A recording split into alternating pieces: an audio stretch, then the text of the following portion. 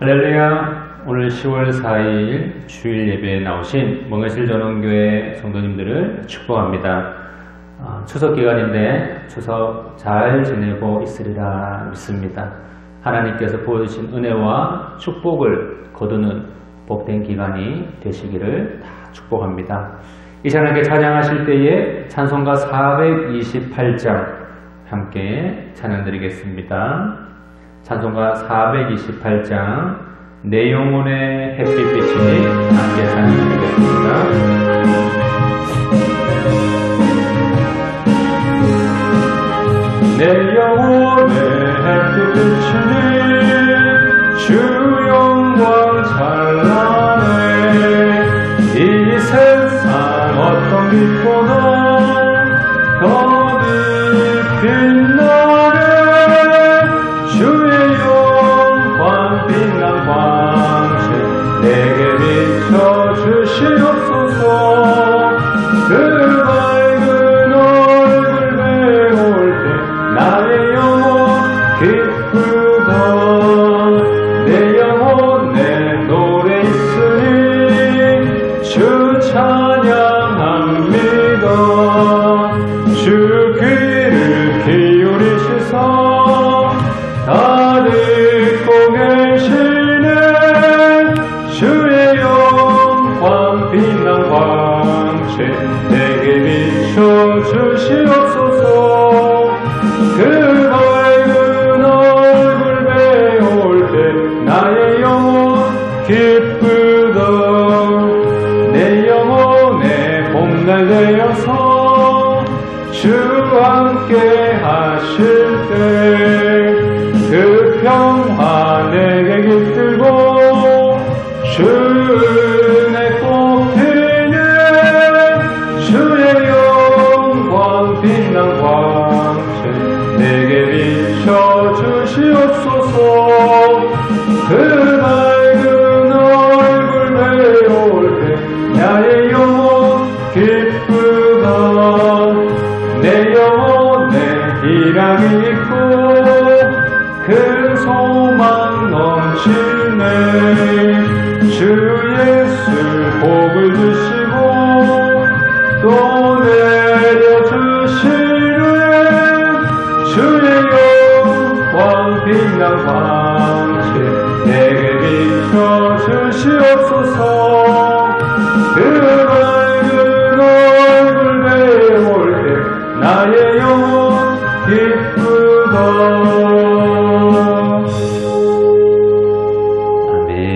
시간을 기도하겠습니다. 하나님 아버지 감사를 드립니다. 주님께서 우리에게 은혜와 복을 더하여 주셔서 하나님 1년을 또 주님 은혜 가운데 잘 달려오게 하여 주시고 하나님 아버지 또 우리 민족 대명절인 한가위 추석을 잘 보내게 하여 주심을 감사를 드립니다. 우리에게 주신 은혜와 우리에게 주신 많은 열매들을 바라보면서 하나님 앞에 감사하는 시간이 되게 하여 주시며 오직 하나님의 나라를 기억하며 기뻐하며 달려가는 복된 하나님의 백성들 멍해실 전원교회 성도님 될 수 있도록 축복하여 주시옵소서. 감사드리며 예수님의 이름으로 기도드리옵나이다. 아멘. 오늘 우리에게 주시는 하나님의 말씀은 레위기서 23장 33절에서 44절까지 말씀입니다. 레위기 23장 33절에서 44절까지 말씀 구약성경 182페이지입니다. 제가 가지고 있는 구약성경 182쪽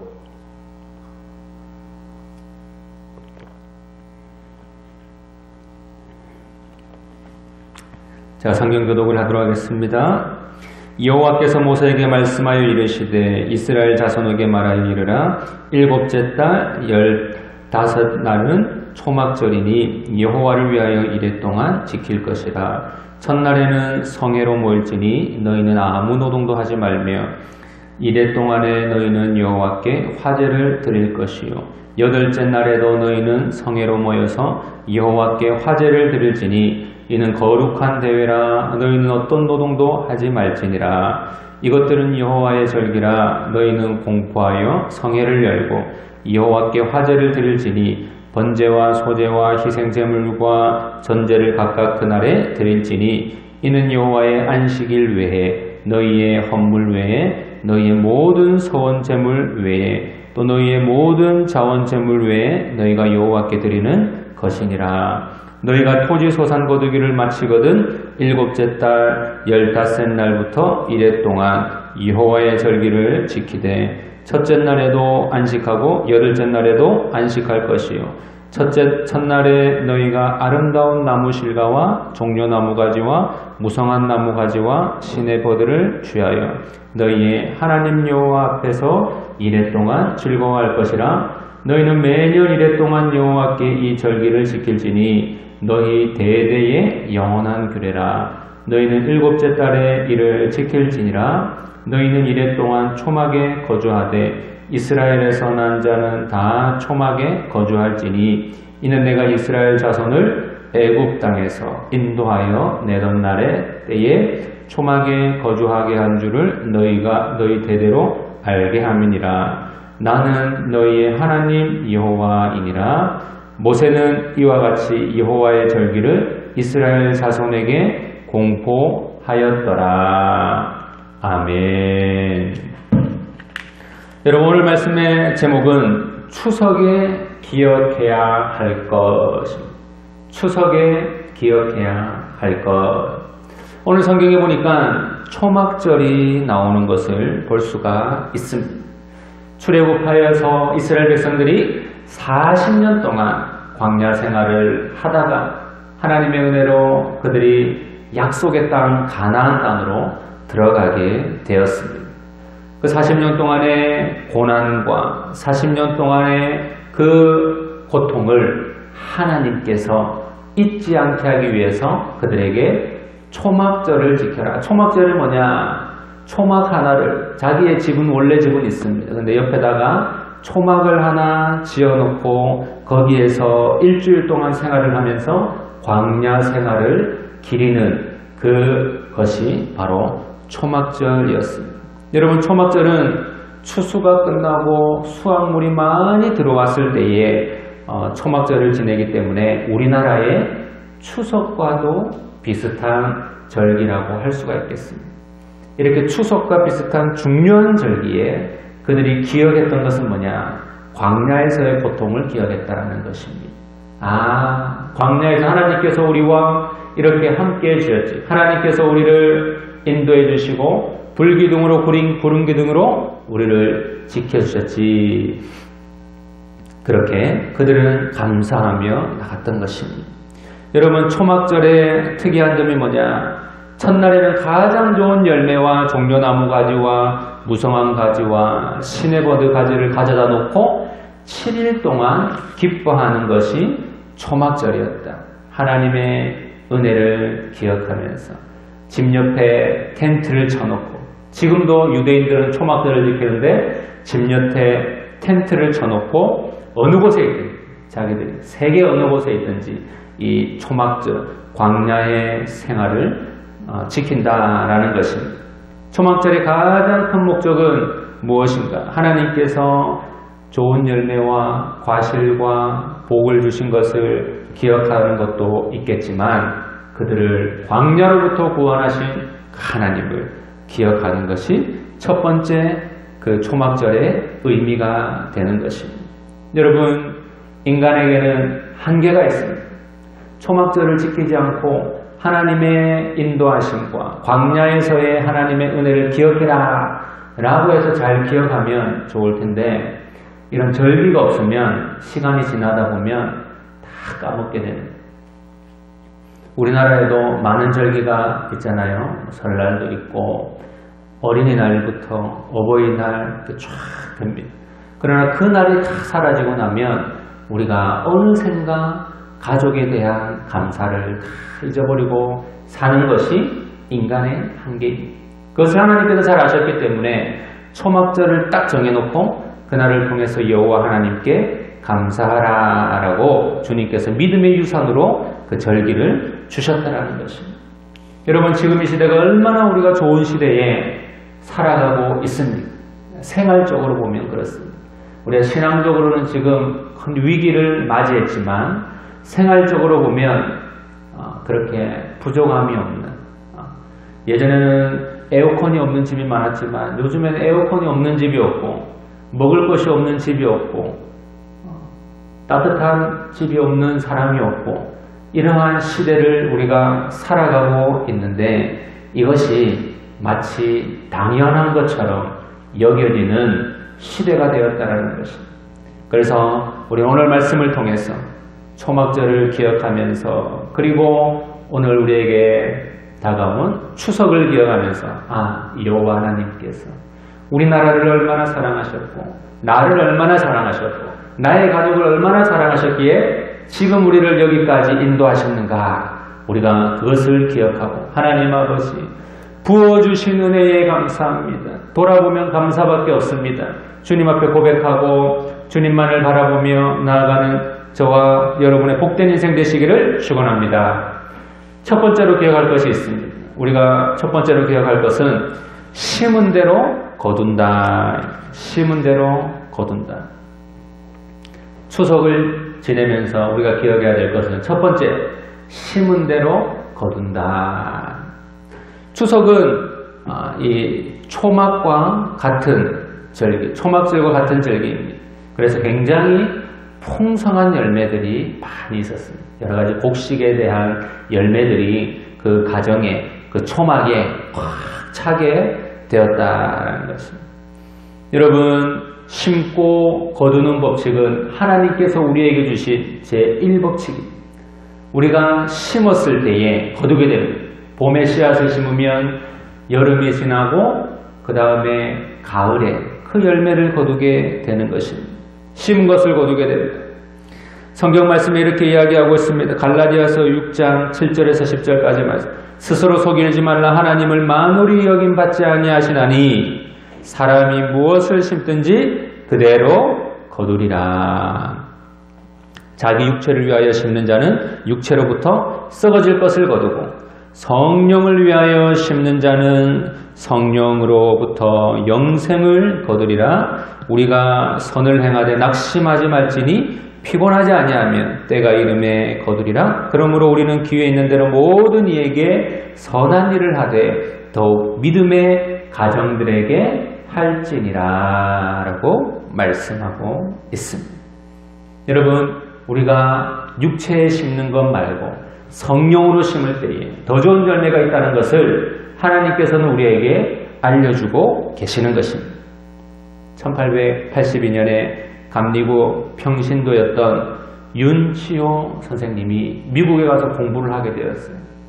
열심히 최선을 다해서 공부를 하고 교육학 석사 학위를 받고 이제 한국으로 돌아오려고 하는데 돈이 좀 남은, 한 200불 정도 돈이 남아 있었습니다. 그 돈을 가지고 200불이면 그 당시에 그래도 큰 돈이었겠죠. 한 몇백만 원, 한 200~300만 원 이렇게 가지고 있었는데 그것을 그냥 가지고 오든지 아니면은 미국에서 기념품을 사서 고국의 가족들에게 나눠줄 만도 한데 이 선교사님은 어떻게 했는가? 그것을 가지고 한 교회에 감리교회 남선교부에 찾아가게 되었다. 한국에는 아직도 복음이 들어가지 않았으니까 이 선교원금을 통해서 나중에 우리 한국의 선교사님을 보내주시면 너무너무 고맙겠습니다 라고 하면서 이렇게 선교원금을 거기에 내게 되었습니다. 그것이 바로 한국에 나중에 교회에 선교사가 파송되는 그러한 시금석이 되었다. 드디어 1885년 4월 5일에 한국에 처음으로 아펜젤러 선교사님이 한국으로 들어오게 되시는 것입니다. 1882년에 200불을 심었더니 3년 후에 첫 선교사님이 우리나라에 들어오게 되었고 100년 후인 오늘은 많은 믿음의 자녀들이, 믿음의 교회가 이 땅 가운데 세워지게 되었다는 것입니다. 여러분, 우리가 무엇을 심는가가 너무너무 중요합니다. 내가 하나님을 만나기 전에, 내가 이 땅에 사는 동안 나의 마지막 힘이 남았을 때에 내가 무엇을 심을 것인가? 믿음으로 심는데, 성령으로 심는데, 감사로 심는데 무엇을 심을 것인가? 그 당시에는 대단해 보이지 않습니다.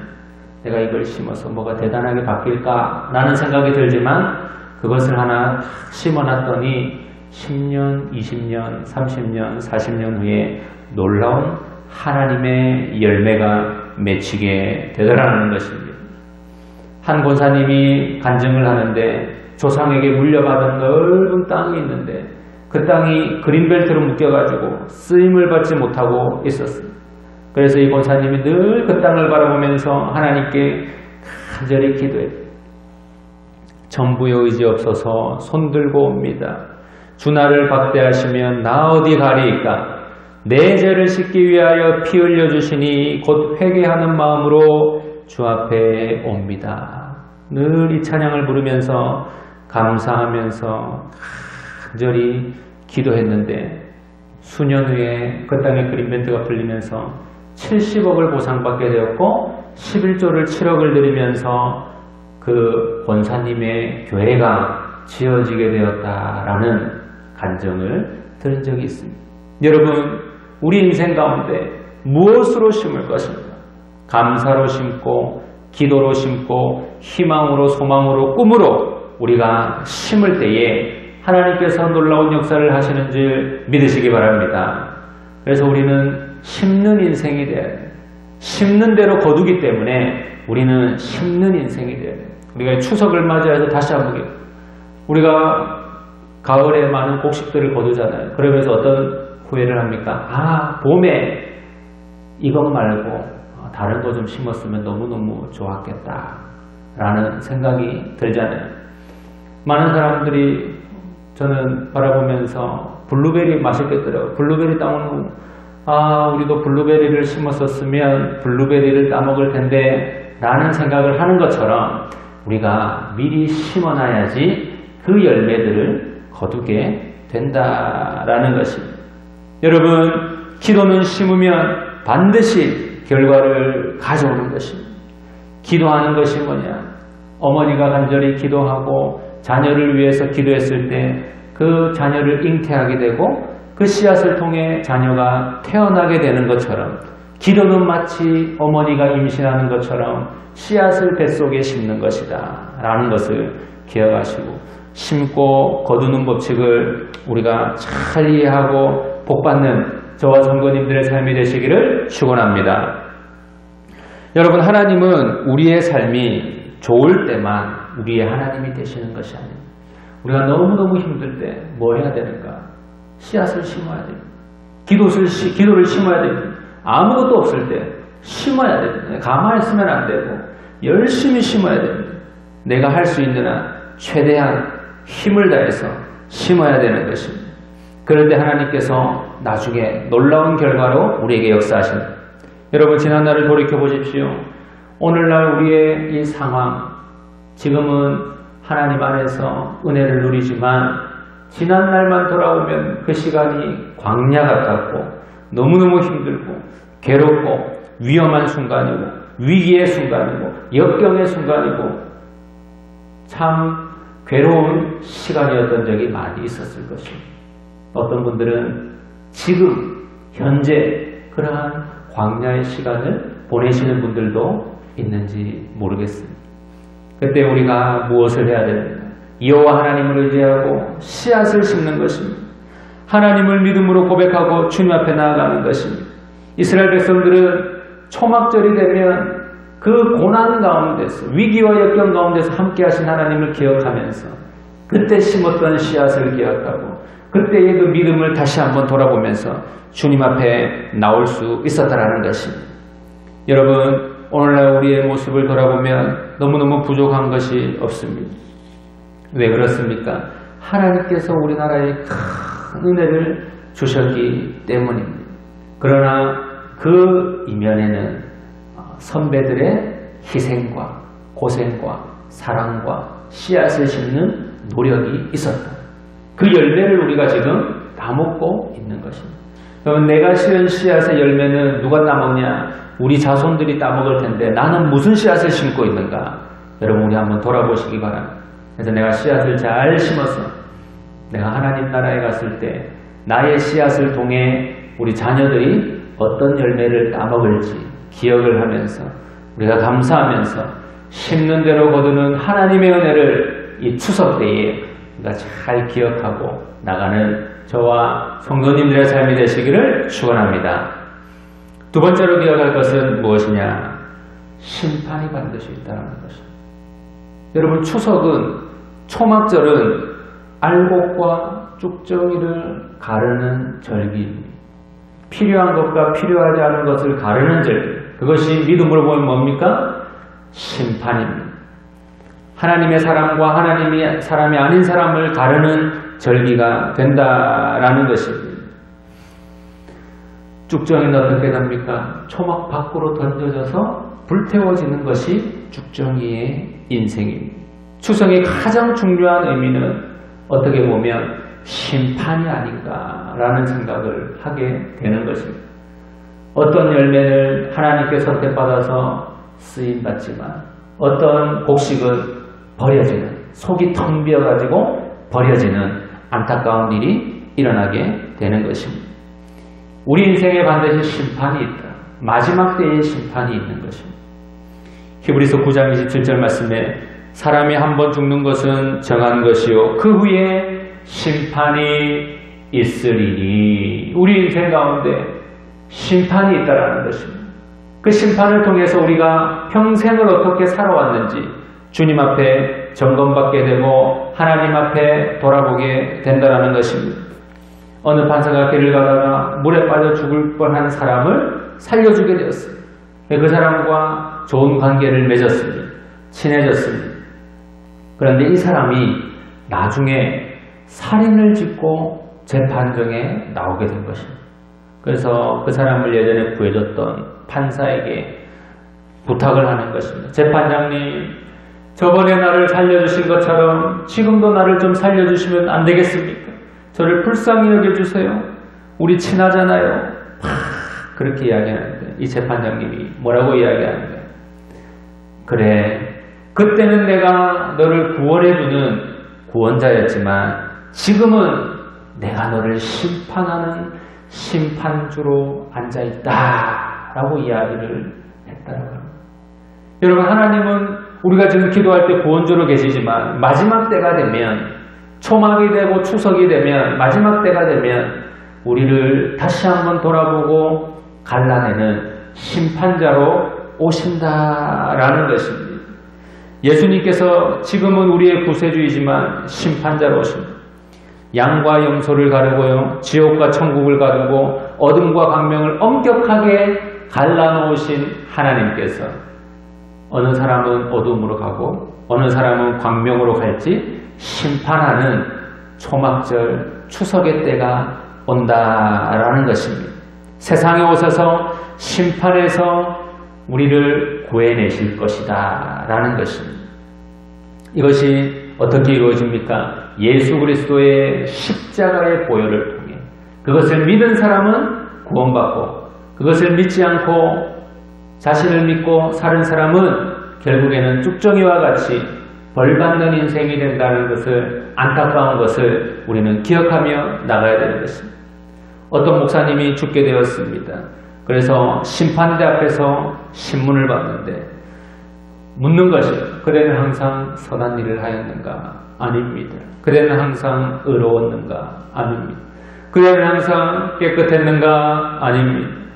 목사님은 곧 저주가 내릴 것으로 생각하고 고개를 푹 숙이고 있는데 광명한 빛이 하늘에서 비치더니 예수 그리스도의 얼굴이 보이더니 그 목사님을 향해서 큰 음성이 들려 아버지 이 사람은 항상 선하지 못했고 항상 의롭지 못했고 항상 깨끗하지 못하였으나 그러나 예수 그리스도 나를 믿고 나의 편에 늘 있고 주님을 따르기 위해 최선을 다했습니다 라는 변호를 해주니까 이 목사님이 나중에는 그 심판대 앞에서 구원을 받는 놀라운 역사가 있게 된 것입니다.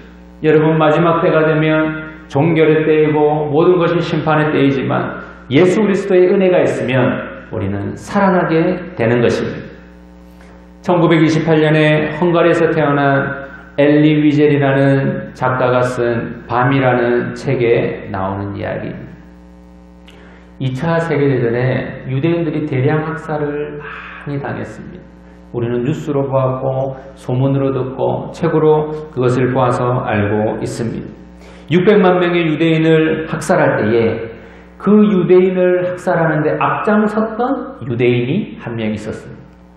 같은 유대인인데 그 유대인, 배신자죠. 그 유대인이 앞장을 서서 많은 유대인들을 잡아들이게 했던 사람이 있었습니다.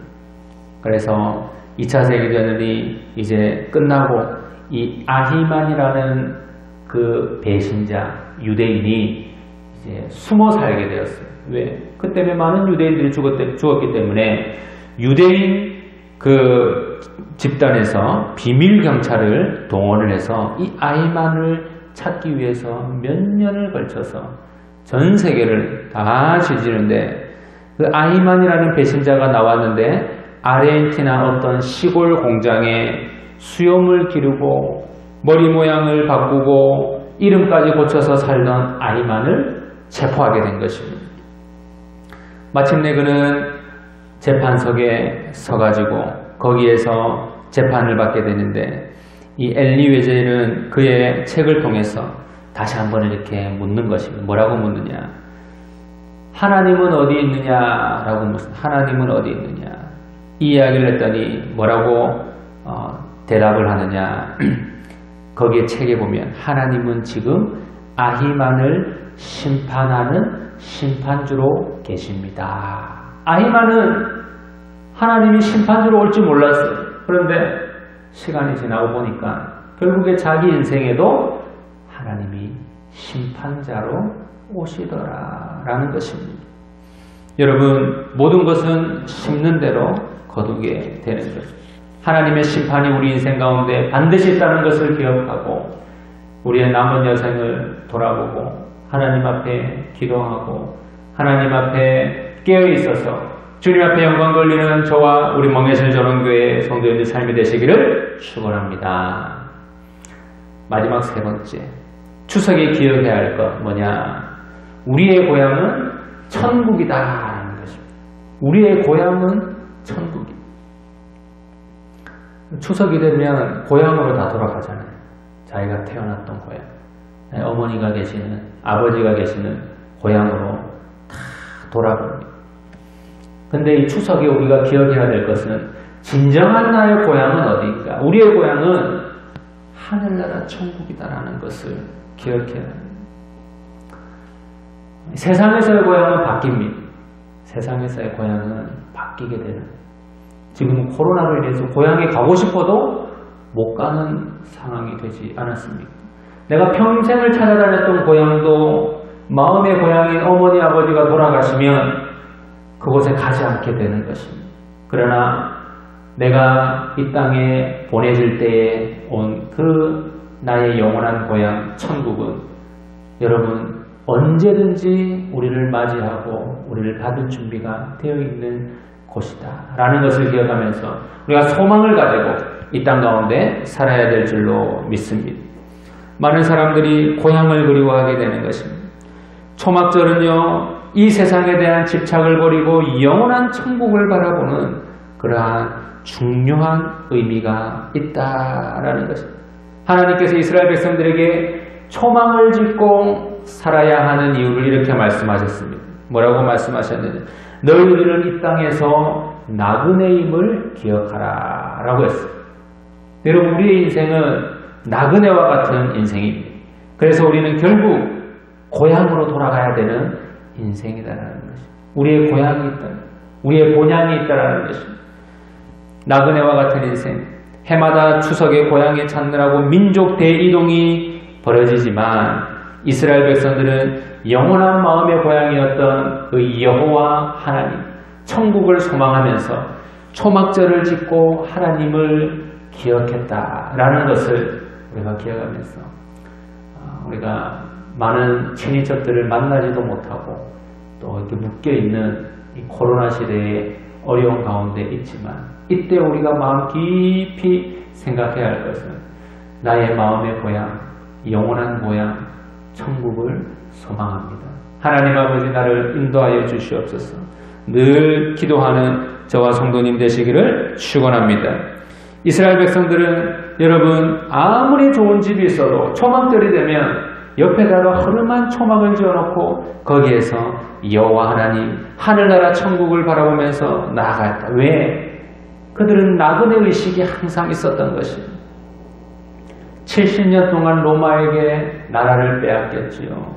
그리고 그들이 독립할 때까지 1948년 독립할 때까지 나라 없는 민족으로 살고 있었습니다. 그러고 보면 이스라엘 민족이 우리나라와 너무 비슷합니다. 우리나라도 식민지로 살았고 나라 없는 시절이 있었다라는 것입니다. 그러면 우리가 하나님의 은혜를 더 크게 기억할 수 있는 그러한 복이 있는 것입니다. 이스라엘 백성들이 그것을 기억하면서 늘 나그네 인생을 살았다. 나그네 인생을 사는 사람은 하나님께서 채워주시고 복을 주시고 은혜를 주시는 줄 믿으시기 바랍니다. 여러분 악착같이 돈을 벌다가 부자가 된 이가 죽을 때가 되자 그렇게 애쓰고 힘써서 모았던 돈을 다 가져오라. 나에게 가져오라. 그리고 나의 무덤에 집어넣어라 라고 이야기했다고 하는데 그게 무슨 의미가 있겠습니까? 평생을 벌은 돈을 자기 무덤에 집어넣은들 그게 무슨 의미가 있다는 말입니다. 나그네 인생은 이 땅에 다 사라질 것임을 알고 내가 가진 것이 다 사라져 버릴 것임을 알고 저 하늘나라의 보물을 쌓는 인생이 나그네 인생인 줄 믿으시기 바랍니다. 우리가 기도하고 하나님 앞에 영광을 돌리고 주님의 음성에 순종하면서 하루하루를 건강하게 최선을 다해서 살아가는 것입니다. 밝은 모습으로 살아가는 것입니다. 그것이 하나님께서 우리에게 원하시는 나그네 인생. 세상의 것을 주려고 하면 우리의 인생은 어두워지고 괴로워지고 머리가 아프고 탈이 나는 것입니다. 소화가 되지 않는 것입니다. 그러나 하나님이 주시는 그날그날의 은혜들 마치 광야에서 하나님께서 매일매일 주셨던 만나와 메추라기를 기억하면서 그 신선한 음식을 매일매일 먹을 때에 우리가 가장 건강한 모습으로 살아갈 수 있게 되는 것입니다. 그래서 우리는 나그네 인생을 기억하면서 나가는 것입니다. 마태복음 6장 19절에서 20절 말씀에 이렇게 이야기하고 있습니다. 너희를 위해 보물을 땅에 쌓아두지 말라. 거기에는 좀과 동록이 해하며 도적이 구멍을 뚫고 도둑질하느니라. 오직 너희를 위해 보물을 하늘에 쌓아두라. 거기는 좀이나 동록이 해하지 못하며 도적이 구멍을 뚫지도 못하고 도적질도 못하느니라. 아멘.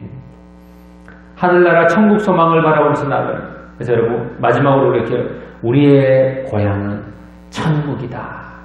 예. 우리가 고향이라서 우리 교회가 밀양에 있으니까 다들 밀양으로 모이는 분들이 많이 있을 것입니다. 여러분들도 밀양에 오고 여러분의 자녀들과 가족들도 밀양에 오고 그러나 우리가 그들에게 전할 것은 우리의 진정한 고향은 얘들아 천국이란다. 그것을 우리가 이야기할 수 있어야 됩니다. 우리의 영적 고향은 천국이 된다. 나의 살던 고향은 우리 노래도 있잖아요. 꽃피는 산골, 복숭아꽃, 살구꽃, 아기 진달래. 저는 이 노래를 들으면 늘 우리 어머니가 거기서 나왔던 거 생각나고 그런데 아마 우리 어르신들도 마찬가지로 어렸을 때 자신들의 고향이 다 생각이 날 것입니다. 나의 살던 고향은 꽃피는 산골, 복숭아꽃, 살구꽃, 아기 진달래, 울긋불긋 꽃대골, 자리인 동네, 그 속에서 살던 때가 그립습니다. 여러분 마지막 때 우리는 어디로 가는가? 이 땅의 고향이 아니고 하늘나라 고향으로 간다라는 것을 여러분 이제 기억하시고 그 고향은 더 좋은 것이고 더 하고 싶은 것이고 더 소망하는 것이 되어서 하나님 앞에 영광 돌리는 그 천국 바라보면서 달려가는 그래서 이 추석을 하나님 안에서 의미 있게 보내시는 저와 우리 멍해실 전원교회 성도님 되시기를 축원합니다. 다 같이 기도하겠습니다. 하나님 아버지 감사합니다. 주님께서 은혜를 더하여 주셔서 우리 멍해실 전원교회 성도님들 하나님 은혜 가운데 추석을 잘 보내게 해주시면 감사합니다. 1년 동안 하나님 좋은 열매를 주신 것, 감사할 것들 기억나게 해주심을 감사합니다.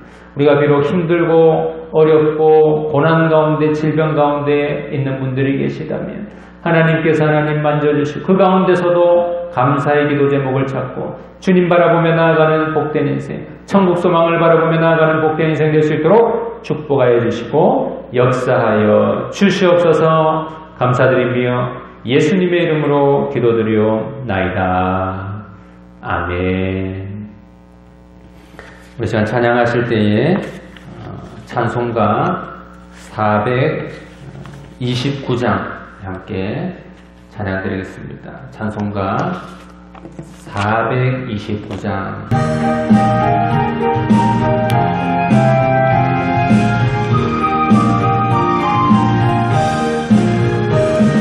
세상 모든 풍파너를 흔들어 약한 마음 낙심하게 될 때에 내려주신 주의 복을 세여라.